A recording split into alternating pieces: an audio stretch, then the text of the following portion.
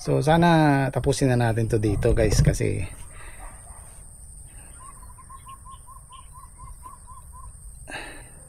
lahat ng ito ay nasa balikat ko, nasa shoulder ko.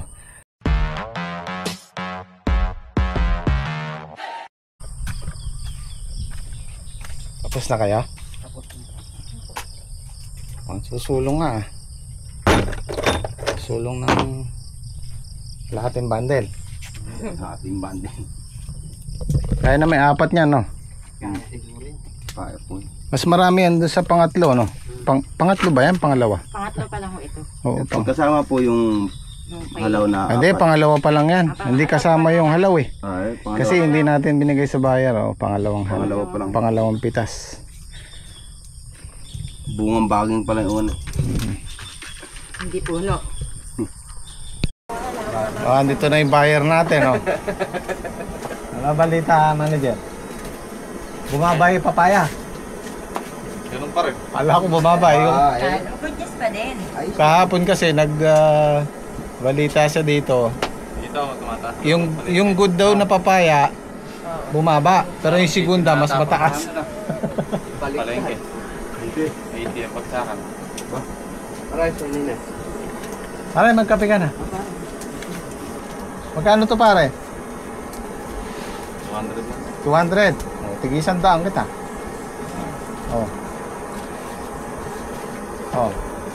China, para malam kung meron ka doon. Oh, are, bumili ka ng asukal. Ah, may kape ba? 43. Oh, nakaraan 31. So sumulong tayo ng isang bundle. Ito yung sinulong. Hindi na na. Bali 5 pala pati yung segunda. Wala rin.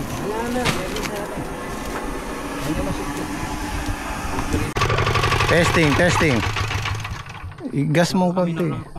Ay, kaya yan. Ah, Kaya yan. alalaan natin kung kakayanin.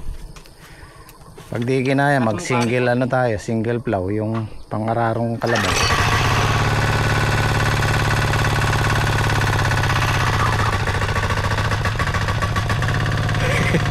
May ikot. Op. Bitawan mo. Dito yung guide. Dito siya. Okay, angat. Fred, Ayan, pa ito makina. nagkabali-baligtad na. Baligtad pare, kaya gumaganyan, gumigilid. Ito nakapaganon pala, ano. Tapos yung ano, baligtad din. Pero po, bibiling na gano'n. Hindi, tsaka yung padwheel, baligtad. Baligtad lang! Wala, marami tayo. Puro baligtad yung mata natin. Kalagin muna natin yung ano, araro.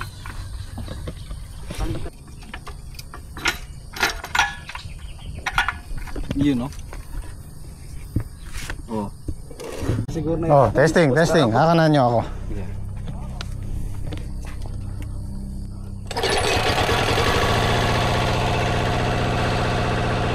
Sabi ko sa inyo, mataas eh.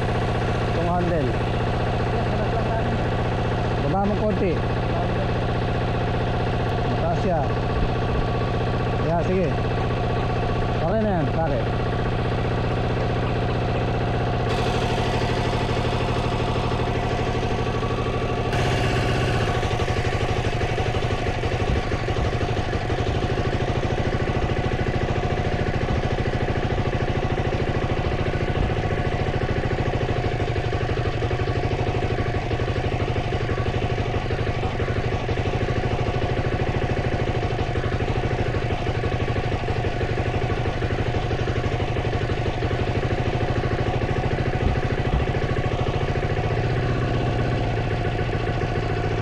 Kaya. Pwede.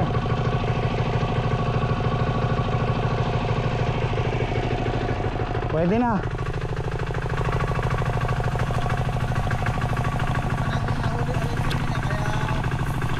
Pwede na nyo. Dahan-dahan ka lang. Ayos. Umubra. Baligtad pa yung padwheel, no? Ayos. Dadalawa yung pasok natin. Oo, paunti-unti. Susunod, maganda ng ano kasi hindi pantay eh. Kaya mahihirapan yung ano, makina. Pero pag nakakayod na yan, kaya na yan.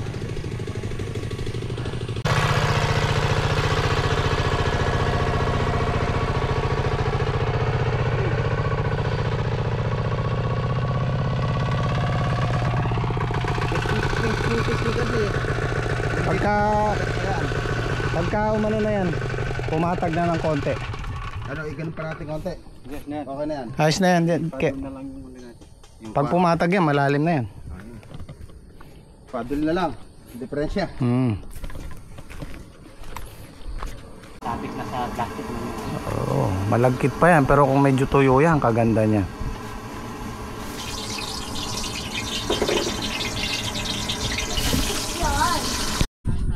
Yung satian nyo, eto, simutin ko lang tong tubig.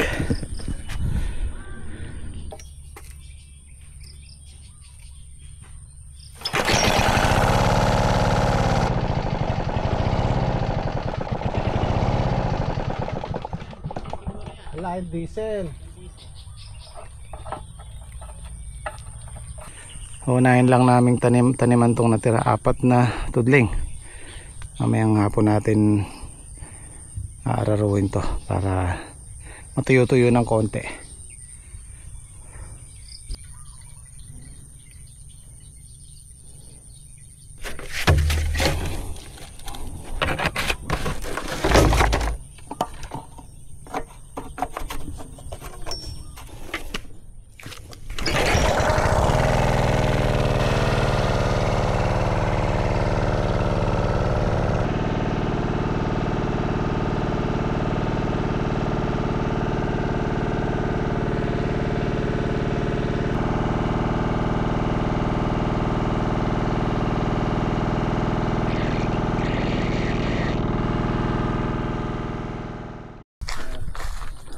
Oh, tubig. Bira kay si pare Islaw pa tinawag niya. Lako lagot ka. Ah, Sibus lang. Sibus na tayo sinabihan mo. Ay, narinig lang. oh. Isang tudling na lang ano nyo. Parang di pa kakasya. Kasya ba yan? Meron pa dun yan. Ha? Meron pa dun. So nanibot na si Sally dun sa Ampalayahan. Huling pitas. Naka 120 kilos. Kaya lang wala na nakuhang good. Puro segunda na. Pagka ganun talagang pampalit na. Dahil pagka ganung pitas tapos puro segunda, talo pa tayo sa obras, sa mamimitas. Pwede nang ano yun, pwede nang talbusan ni paring Islaw yun, tapos bubunutin na namin.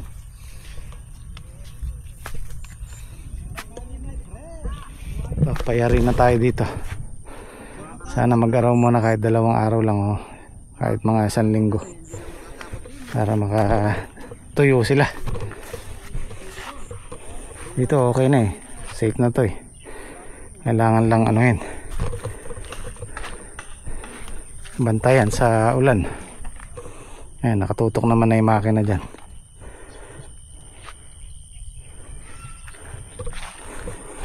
Tapos ito yung nahuli ni Daki.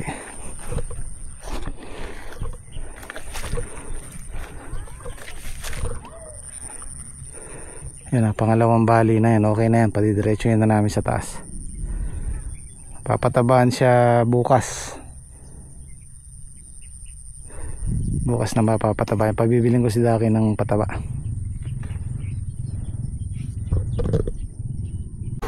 Request sila ng pork chop.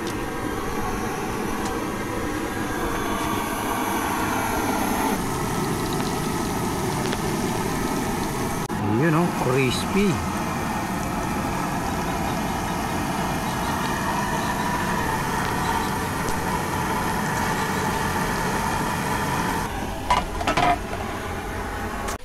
Lunch time.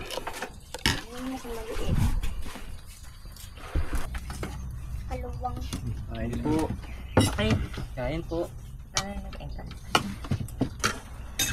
Papa, Pata nga. kumukha pa kayo ah. Nang dato? Palato. Sa'yo, pakwan. Si Papa, pakwan. Hindi na, kumain ka na kumain. Ah, wala.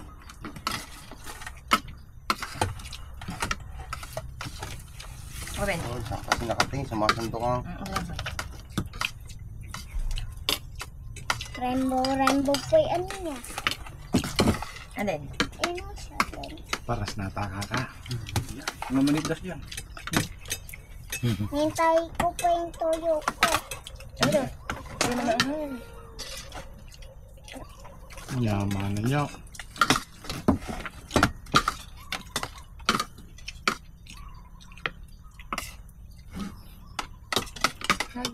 Nag-maintenance ng oil niya. Lagi ka. Yoti.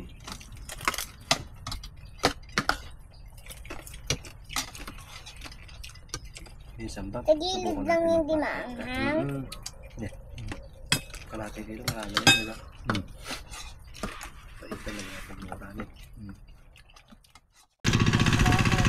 Ayan o, kayang-kaya naman niya eh.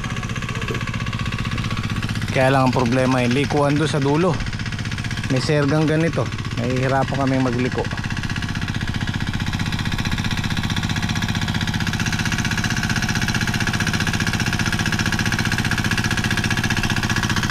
Ang ganda sana kung medyo tuyo, matudurog to eh. Malagkit. Pero at least okay na. Hahawiin na lang tong nasa gitna. 4 na pasok. Sinusubukan namin yung 2 talim. Hirap siya. Pero kung ganito, nakabungkal na, kaya niyang hilahin yung 2 talim. Mahirap lang yung ganyan, yung matigas. Tapos 2 talim, hindi niya kaya. Pero mapagtsatsagaan na natin. Nakakabisado na nila eh. Ang pinaka the best niyan, yung magbabasal kami. Halimbawa, meron kami nakuha panibagong farm. Paparoto. Pag nakaroto, tapos gagawa ng tudling. Yun, the best yan. At least, hindi na tayo uupa ng ibang makina sa pagtutudling. Makukuha pa namin yung gusto naming sukat. Yan, pinapakuha ko na yung talbos kay parang islaw. Kasi baka next week bunutin na namin to. Wala nang kasunod eh. Yung napitas kanina, puro segunda na. Walang nakuha kahit isang bundle na good. Siguro yung good doon nasa 3 kilo lang, 5 kilo. So pampalit na talaga. At siguro magpapalipas muna kami ng 3 months dito. 2 to 3 months hindi muna kami magtatanim ng ampalaya. Kasi nga maulan yung September, October, November na yan. So baka subukan namin yung ibang gulay na mabilisan tapos maliit ang puhunan. Magpapaano na tayo dito siguro pa December o katapusan ng November, tsaka tayo magtatanim ng ampalaya. At dito sa kabila, ayan ako po, super gubat na oh. Ayan, by katapusan din ng September magtatanim tayo dyan ng grafted. Kasi nga naka-order na ako ng punla, hindi natin pwedeng palipas yun. So mas mataas naman to eh, lilinisin lang natin. Ang nagastos ko dito almost 150k lahat, kasama na gamot, pataba, balag. Hindi kasama yung renta. Hindi po kasama yung renta. Sa balag lang yon, sa ampalaya, sa plastic mask, sa lahat, sa alambre. Hindi rin kasama yung pagkain. Almost 150. Ang bumalik dito siguro mga nasa 110 lang. Meron pa akong hinahabol na 40, 40k. Wala na yon. Kung isasama pa natin yung ibang expenses, so malaki-laki pa rin yung hinahabol ko dito. Nasa 50k sabihin na natin. Buti na lang dito medyo kumita tayo ng konti. So napunan niya tong talo natin dito. Kasi ito nakasyam na pitas lang eh. So halugi man tayo, hindi ganong kalaki. At meron tayong paparating na sitaw. Makukuha naman pa unti-unti, hindi yung totaling malaking lugi. Kasi yung sitaw, magkano lang yung puhunan yan. So baka itong 3 buwan na to, subukan namin yung patola, sitaw, kung alin doon sa 2 na yun yung pwede, para hindi masyadong mabigat yung puhunan, dahil nga delikado tayo. maulan. Meron siyang maliliit pero maliit pa lang, may crack na. Walang kukuha nito. Kaya mga ganito na yung bunga. Oh.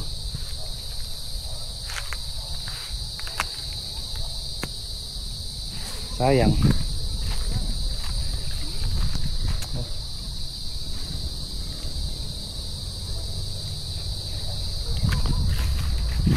Better luck next time.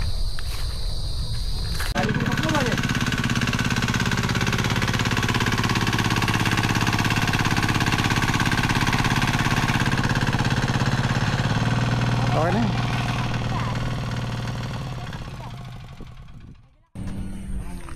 So Sunday po tayo ngayon, day off ng gym squad. Ayan, nililinis na nila yung tatamnan nila ng ampalaya. Ano ko rin sa kanila to, pinahiram ko rin sa kanila to para sa extra income nila. Mabalagan daw, pwedeng sitaw, pwedeng ampalaya. Ayan, pwede na yung bukawi dyan. Kasi maiksi lang kahit wala ng kawayan. Kaya na ng bukawi yan basta makapal. Mahirap bang bunutin nyo? May lumalaban mo. Susuportahan yung likod nyo ha.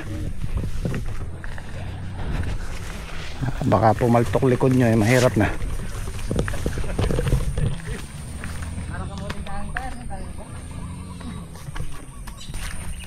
So maraming nagtatanong bakit ganto, bakit ganyan. At marami din galit sa akin. Actually may nagmumura pa. Meron din galit kay Saldi. Guys, wag na po nating pahabain kasi ang punto ko lang dito napabayaan lang po yung halaman. Yun lang po yung sinabi ko. Kasi ang nangyari dito, 3 pitas kaming walang spray. So umakyat yung sakit ng ampalaya sa talbos, umakyat yung fungus, lahat na uod. Kasi mahigit almost 12 days walang spray, hindi sila na-sprayan. So ganito po kasi ang usapan namin ni Saldi. Ako yung mamumuhunan, sa akin lahat ng gastos, aalagaan niya yung halaman. Trabaho po nila lahat, spray, pagtayo ng balag, lahat. Hindi namin pwedeng pakialaman yan dahil mas marunong si Saldi sa amin sa ampalaya. Actually marami kaming natutunan sa kanya kasi nga matagal na siya nag-aampalaya.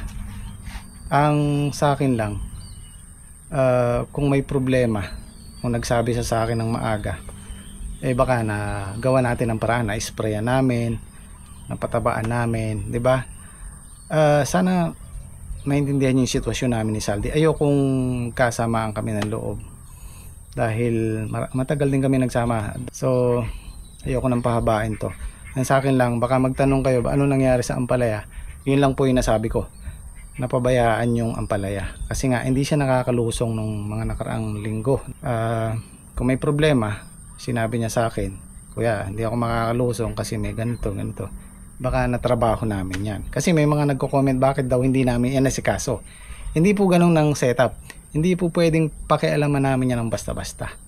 Pinakialaman lang namin yan nung totaling 2 weeks, 2 pitas. Lulusong lang siya pag pitas tapos uuwi na. Pagkatapos nun hindi na siya lulusong ulit. So doon nakapag-decide ako, lagyan namin ng pataba ng calcium, baka sakali ka ako. Gumanda naman yung talbos, kaya lang talagang yung fungus nasa taas na, mahirap ng sugpuin. Actually yung pang siyam na yan, pang 10 kalakasan dapat ng ampalaya yan. So sana naiintindihan nyo yung sa akin, sana naiintindihan nyo rin yung kay Saldi. Ayoko magkasama kami ng loob. Yung marami nagsasabi sumama ang loob ni Saldi sa nagpapasok ako ng ibang buyer. Hindi ko naman siya totaling tinanggal. Actually hindi hati mas marami pa rin sa kanya. Binibigyan ko lang yung isang buyer ko ng 20 bundles, sa kanya 30, 10 bundle, sa kanya 20. Ganun lang. Kasi nga gusto ko rin kumita. Dahil pagbagsak ang presyo, siyempre maghahanap ako ng magandang presyo para kumita ako kasi talo ko ako yung natatalo. Kaya sana maintindihan nyo yung sitwasyon.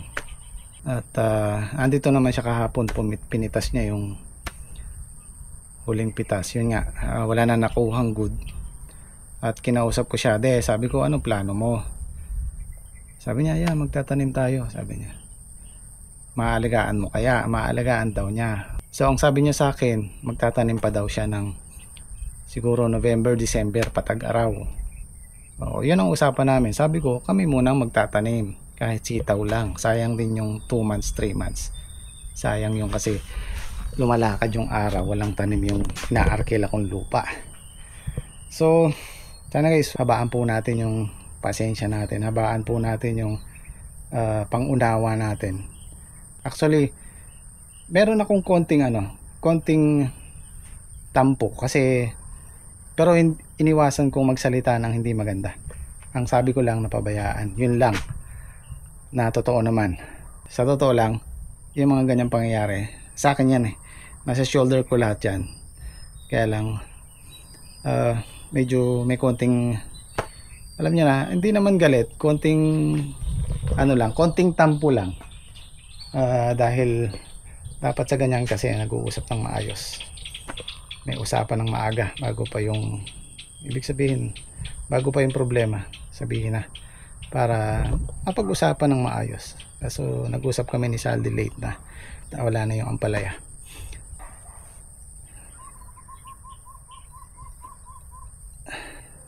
Lahat ng ito ay nasa balikat ko, nasa shoulder ko.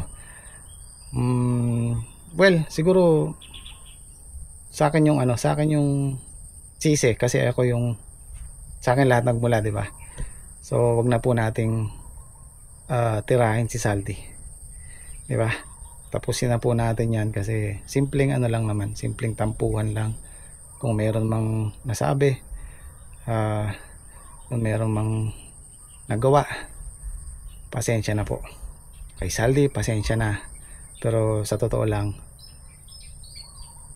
sana nakipag-usap ka ng maaga para naayos natin. Kasi ang laki ng puhunan dyan, 150 plus, hindi kasama yung pagkain. Sa mga nagtatanong po, libre po sila sa pagkain. Kakaltasan ko sila pag araw ng pitas, kukuha kami ng ibang mamimitas, magbabandel, doon ako maglilista. Pero yung nakaraan, wala pong kaltas, libre lahat.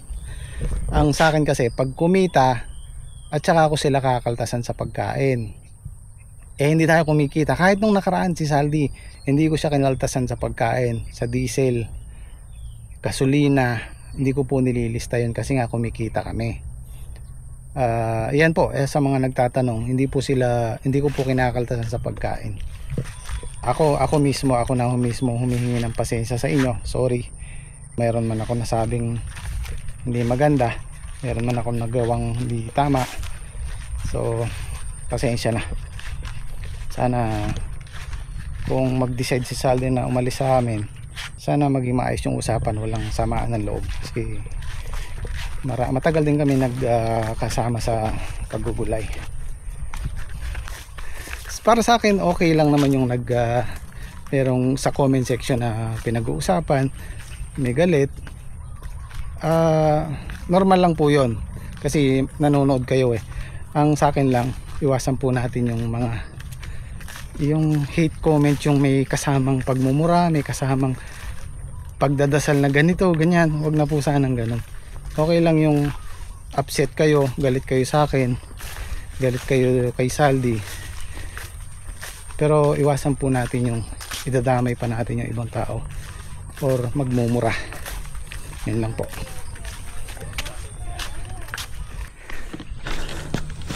Yan, magagamit nila dyan yung mini hand tractor natin.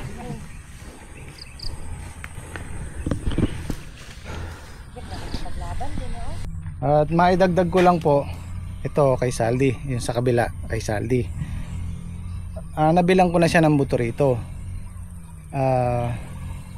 Sitaw din. Dito sa kabila, meron din siyang buto dyan, upo. Binilan ko na rin siya ng upo. Hindi nga po siya nakakalusong. So sabi ko, kami munang magtatanim. Sayang kasi yung araw, yung buwan. So lumilipas. Umuo naman siya. So maayos naman yung usapan namin. Hindi ko basta to kinuha sa kanya.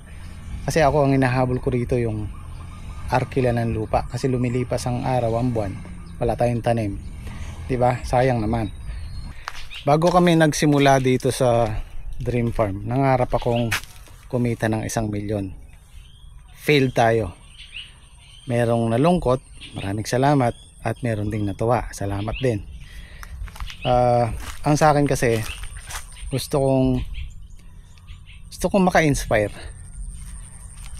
Nag-fail, wala namang bayad, so mangarap ulit tayo, kasi mahirap yung wala kang pangarap sa buhay, di ba guys? 1 milyon lang ang pangarap ko, yun lang ang goal ko. Kaya sa akin walang masama, walang bayad, so tuloy-tuloy lang. Ayan, kagaya ng Gym Squad, may mga pangarap din kumitang malaki, so susuportahan ko sila doon. Marami namang matatamnan dito kung magsisipag lang sila. Actually matagal ko nang inalok sa kanila to, tsaka yun doon sa dulo ng balag namin, kung kaya nila, walang problema sa akin, basta trabahuhin nila, puhunan nila, kita nila, sarili nila. Walang masama doon sa mangarap tayo ng medyo malaki,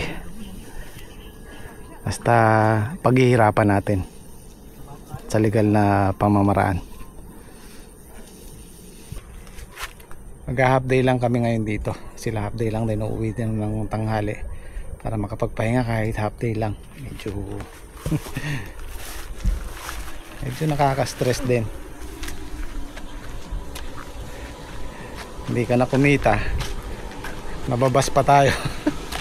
Pahinga muna ako kahit isang kalahating araw lang, bukas pitas na naman tayo. So maraming salamat, kita tayo bukas.